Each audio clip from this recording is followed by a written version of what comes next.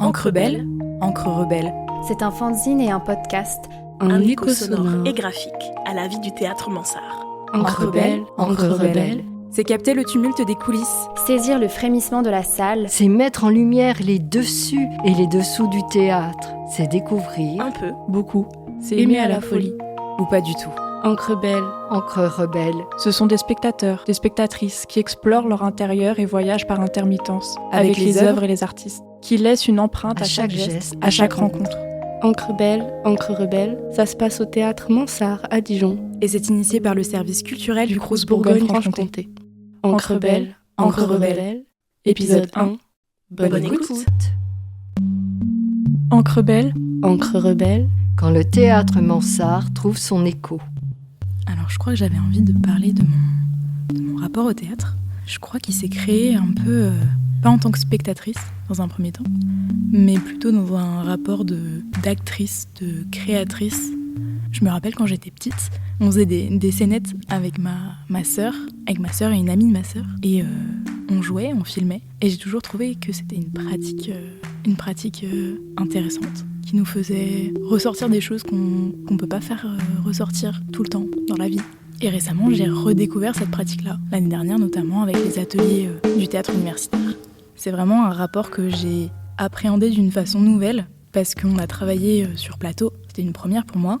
Et ce travail sur plateau, ce travail avec des amateurs, des amatrices, mais aussi avec des professionnels qui nous encadraient, je pense que ça m'a permis d'avoir un nouvel œil sur moi, mon corps, ma façon d'appréhender les mots, les gestes, mais aussi de redécouvrir des émotions, de les transmettre, de les appréhender d'une façon vraiment nouvelle. Et quand on est sur scène et qu'on joue pour la première fois devant un public, alors même si j'avais une pratique du plateau avec la danse quand j'étais petite, le corps et la parole ont une place différente.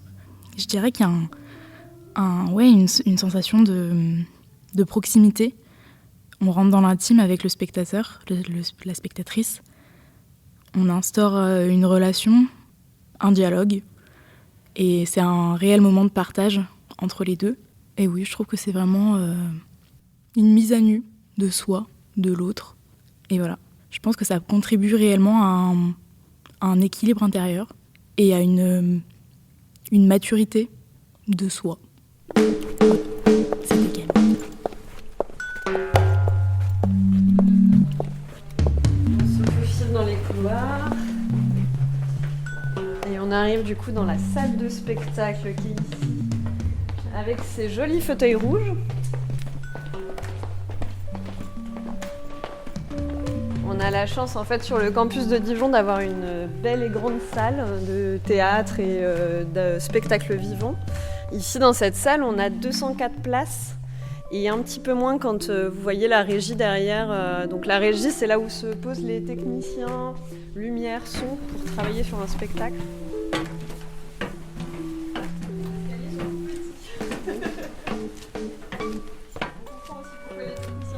C'est rare de pouvoir monter ici parce que vous voyez l'escalier est vraiment tout petit. Voilà. Donc je trouve ça bien que vous faites partie maintenant de la maison et du coup vous en découvrez tous les recoins et c'est un peu ça. La visite c'est pour que vous vous sentiez chez vous. Là. Et puis même je pense dans le noir tu peux réussir à voir les yeux, non ? L'âme des gens. Parce que tu sais qu'ils sont là. Mais c'est une sensation d'intimidation et en même temps d'être seul au monde parce que du coup t'as ce rideau noir en face de toi et t'as la lumière sur toi, t'es en mode allez, c'est mon tour. Après, je trouve qu'on est vachement proche du public dans cette salle. Vraiment, les premiers sièges, carrément, on verra pas le bas du corps, on voit que les têtes. Du coup, Des yeux qui fixent. ouais, c'est ça, l'âme qui fixe. Ouais. Il y a une ambiance de proximité. Il y a pas ça me fait pas l'effet d'une séparation d'un côté, la scène avec les acteurs, une fosse, et les spectateurs. Sauf que là, on a l'impression que tout le monde est réuni, quoi. C'est une union. J'aime bien en plus, la taille, je pense, de la salle fait que. Il y a une vision, mais aller jusqu'au bout et vraiment s'inscrire dans l'acte et du coup vraiment engager le public et qu'il soit co-auteur, c'est bien. Et aussi pour après aussi le motiver, se sentir à sa place, quoi. Parce que même si le théâtre, c'est peut-être un peu moins impressionnant qu'un musée, il faut quand même pousser la porte et on ne se sent pas tous légitimes. Et se sentir accueillir comme ça, c'est bien.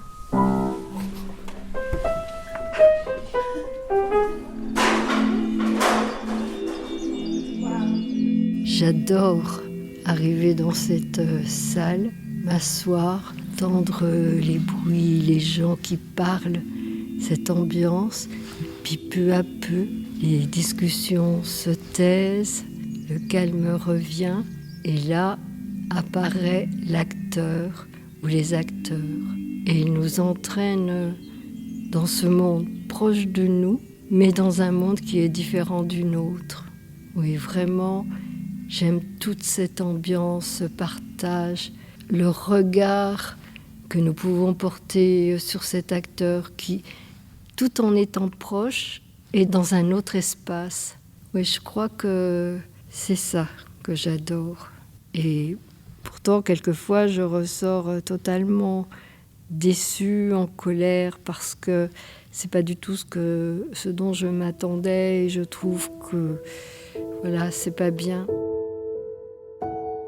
Alors mon dernier coup de cœur artistique est l'exposition que j'ai vue de Hockney, ce peintre qui est encore vivant.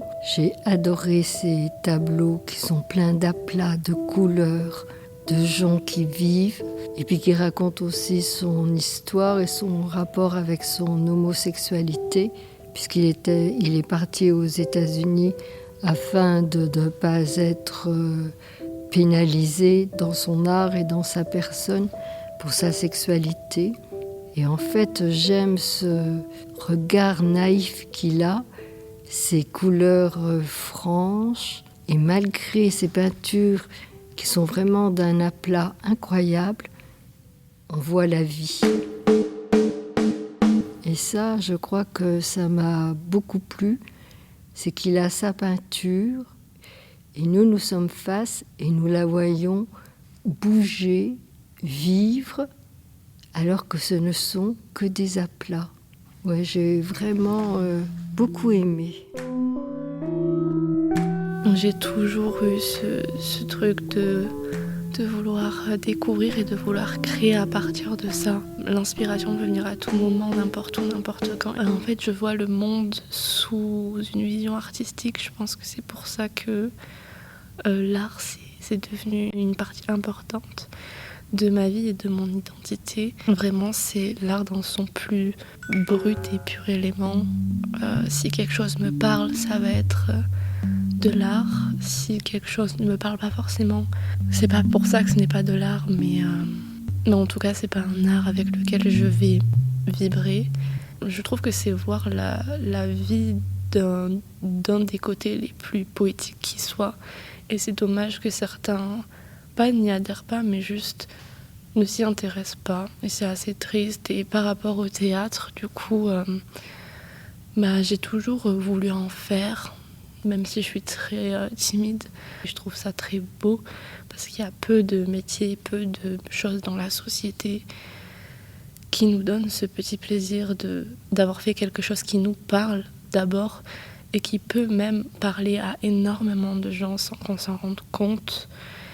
Et moi qui viens pas d'un milieu où l'art est au centre de l'attention, j'arrive à voir énormément de petites choses très belles dans la vie de tous les jours que j'ai soit envie de prendre en photo, soit envie d'exprimer par l'écrit.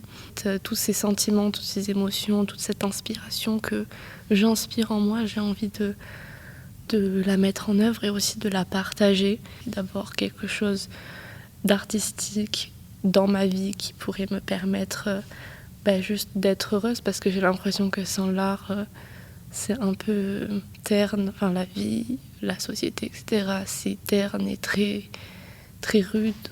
Et j'ai l'impression qu'on passe un peu notre vie à pas être nous-mêmes, et dans l'art, c'est là où on se révèle, peu importe la forme qu'elle prend, peu importe si on a l'impression que c'est pas parfait, que c'est pas ouf.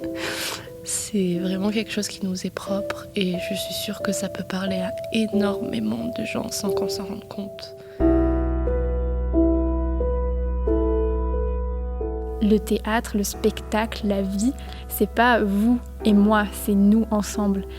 C'est un peu ce qu'ils essayent de recréer ici, c'est casser ce 4e mur qu'on s'est imaginé, que peut-être on s'est sociétalement construit entre le public et la pièce de théâtre, entre les artistes. Parce qu'en fait, et c'est pour ça que j'avais hâte de revenir cette année pour ramener ce que j'ai découvert à Venise, ce truc de venez, on a envie de passer un moment de joie, on sort dans la rue, qu'importe l'âge, qu'importe la classe, qu'importe le sexe, le genre, et on s'amuse, on rit, on danse. Et là, c'est un peu ce que j'ai l'impression on va recréer au Théâtre Mansart avec cet atelier de podcast fanzine, parce que on a envie de passer un bon moment. La preuve, c'est que on est sur la scène du théâtre et que ça montre que chacun a sa place pour faire théâtre, pour faire vie, et j'en suis très heureuse. Voilà. Encre rebelle. Encre rebelle. Quand le Théâtre Mansart trouve son écho. Waouh, c'était fou la mise en scène, vraiment. Ah bon, t'as aimé, toi? Surprenant. Incroyable. Moi, je m'attendais vraiment pas à ça. J'ai été bouleversée. Ah bah moi, j'ai pleuré. J'ai retenu un fou rire un moment là sur scène. J'ai éclaté de rire. Et vous avez vu ce qui s'est passé? Et oui, elle a failli tomber. Juste magique. Ah, je la reverrai bien une deuxième fois. J'allais le dire, je vais y retourner ce soir. Ah ben moi, je vais avec toi. Ah, c'était pas bien. Ah, j'en peux plus. C'était le vrai texte initial ou alors c'est une adaptation? Je me suis ennuyée. Moi, j'ai rien compris. Je crois qu'ils m'ont volé 1 heure de ma vie. J'en ai pris plein les yeux. Évidemment, tu n'avais pas mis tes lunettes. Les chorégraphies, par contre, je m'y attendais pas. Ouais, mais on se demandait ce que ça faisait, là, au milieu de la danse, du théâtre. Non, ça n'allait pas très bien ensemble. Après, les lumières étaient pas mal, hein. T'as vu les applaudissements, ça a duré super longtemps à la fin. Mais sinon, racontez quoi l'histoire? C'était plus visuel que parlé, peut-être. Mais non, moi, je m'attendais pas du tout à cette fin. Mais d'ailleurs, il y avait vraiment une fin. Je suis restée sur ma fin en tout cas. J'en pouvais plus, ça a duré 2 heures. Quand j'ai vraiment bien aimé, j'ai envie de rester dans ma bulle. Et c'était vraiment bien écrit. Je sais pas, c'est un auteur qui est connu ou pas? En fait, c'était un mélange des genres et tout s'imbriquait rudement bien. C'était carrément une performance sportive. Non, vraiment, avec du recul, j'aime de plus en plus. Tu vois, c'est comme ça que j'aime le théâtre, quand le texte est beau et bien dit, bien joué, ça réconcilie. C'est vrai, je m'y suis retrouvée dans tout ce qui s'est passé. Finalement, quand tout le monde aime, on sort, on est tous joyeux, puis on a presque envie d'aller boire un pot ensemble. J'aime bien ce théâtre, tu sais, il y a une espèce d'intimité. Non, c'est super. Encre rebelle. Encre rebelle. Quand le Théâtre Mansart trouve son écho. Cet épisode a été imaginé et réalisé par Olane, Martine, Nina, Asia, Camille, Anissa, Et Noah. produit par le service culturel du Crous Bourgogne-Franche-Comté, avec l'aide de Tiffany Kleinbeck Et Pauline Salé. Et le soutien de François Moureau de Radio Dijon Campus. Encre rebelle. Encre rebelle. À bientôt. À bientôt.